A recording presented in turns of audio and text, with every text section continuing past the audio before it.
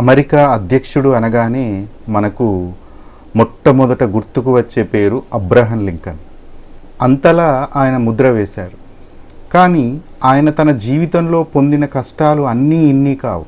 ఆయన 8 సార్లు దేశాధ్యక్ష ఎన్నికల్లో ఓడిపోయాడు, 3 సార్లు ఉద్యోగం పోగొట్టుకున్నాడు, 2 సార్లు వ్యాపారంలో దివాలా తీశాడు, 6 నెలల పాటు తీవ్రమైన మనస్తాపంతో కుమిలిపోయాడు, 17 సంవత్సరాల పాటు అప్పుల బాధతో జీవించాడు. కానీ చివరకు 1860లో చరిత్ర సృష్టించి అమెరికా అధ్యక్షుడిగా గెలిచాడు.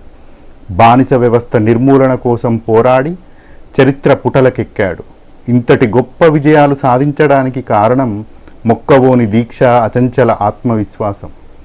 స్వామి వివేకానంద మాటల్లో చెప్పాలి అంటే, దృఢ సంకల్పం ఉంటే సర్వం సిద్ధిస్తుంది. కార్యసాధకుడు అకుంఠిత దీక్ష పూని ఇలా అంటాడు: నేను సముద్రాన్నే త్రాగివేస్తాను, నేను తలుచుకుంటే కొండలే పిండి అవుతాయని అంటాడు. ఇలాంటి సంకల్పంతో పనిచేసినప్పుడు ఏ పని చేసినా మనం విజయం సాధించగలం.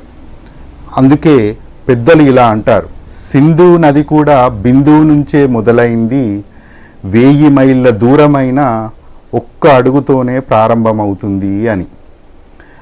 ఈ దృఢ సంకల్పాన్ని తెలియజేసే ఒక మంచి కథ మన పురాణాల్లో ఉంది. ఒక టిట్టిబ పక్షి జంట సముద్ర తీరంలో గూడు కట్టుకొని నివసిస్తూ ఉండేది. ఆడపక్షి గుడ్లు పెట్టినప్పుడల్లా సముద్రుడు వాటిని తన అలలతో ముంచివేసి మింగేసేవాడు. సముద్రుడి దౌర్జన్యాన్ని గమనించిన పక్షి జంట సముద్రాన్ని ఎండగట్టి మా గుడ్లను మేము స్వాధీనపరుచుకుంటాము అని సంకల్పించింది. అనుకున్నదే తడవుగా ఆ 2 పిట్టలు తమ ముక్కుతో, రెక్కలతో నిరంతరాయంగా సముద్ర జలాలను భూమిపైకి వేయసాగాయి.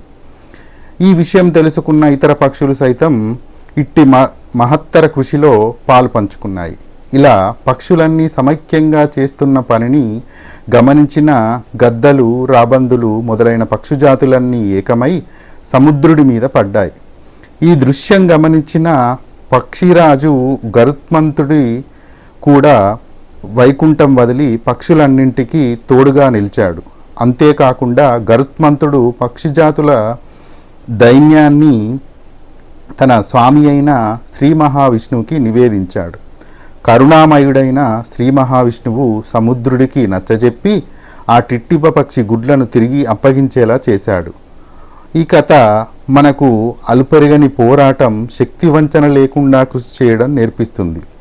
ఎందుకు అనంటే, ఒక పక్షి ఎంత ఉంటుందండి, చాలా చిన్నది. అందులో టిట్టిబ పక్షి అనేది చాలా చాలా చిన్నగా ఉంటుంది. అటువంటి పక్షి ఒక సముద్రాన్ని ఒక ఇసుక రేణువులతో మేము కప్పివేస్తాం, ఆ సముద్రాన్ని మొత్తం ఎండగట్టేస్తామని సంకల్పించడం అనేది, అది ఎంత దృఢ సంకల్పం ఉంటే ఆ విధంగా సంకల్పిస్తాయి చెప్పండి. సో ఈ కథ చాలా వరకు మనకు గొప్ప నీతిని నేర్పిస్తుంది. అందుకే భర్తృహరి ఇలా అంటాడు: అల్పులు అడ్డంకులు ఎదురవుతాయని భయపడి పనిని అసలే ప్రారంభించరు, మధ్యములు పనిని మాత్రం ప్రారంభిస్తారు, కానీ అడ్డంకులు ఎదురవగానే మానుకుంటారు.